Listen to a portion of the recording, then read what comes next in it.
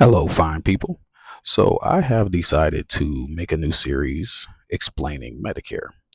After working in customer service for Medicare for one of the largest insurance companies in the country for over 3.5 years, it concerned me about how many people did not know or understand their health benefits.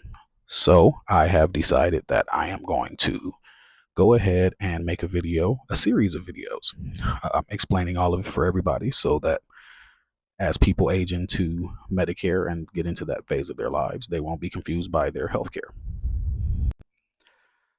So, to start, let's go over the basic differences between Medicare and Medicaid. As you see, I have them color coded and separated with brief explanations on both. That what I found to be the largest differences that separated them both. Um, so, as you see here, we have Medicare and we have Medicaid. All right. So as you can see here with Medicare versus Medicaid, um, the main thing that separates the two of them are the eligibility requirements. So for Medicare, you would either have to age into the system. That age is either 62 or 65, depending on your state, and that's going to be the age for most states. Or you would have to have a qualifying disability. As for Medicaid, it is mostly income based. So, in order for you to be eligible for Medicaid, you would have to make below a certain amount of money per month. Now, under Medicare, there are two primary policy types.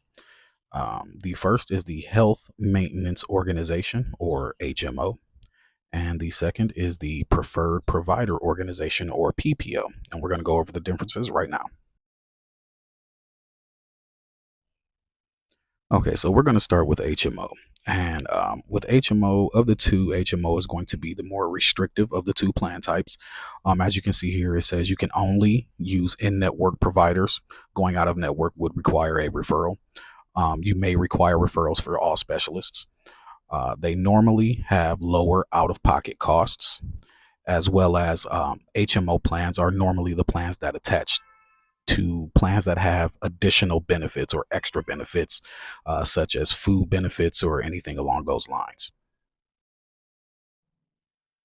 Now, the PPO plan, what this would do is it essentially eliminates you having a network. You would be free to choose whatever providers you want as long as those providers accept your specific insurance, meaning the company that you have insurance from, whether it's United Healthcare, Humana, uh, Aetna, whatever the case may be. As long as they accept your health plan, you can use whatever provider you would like to use.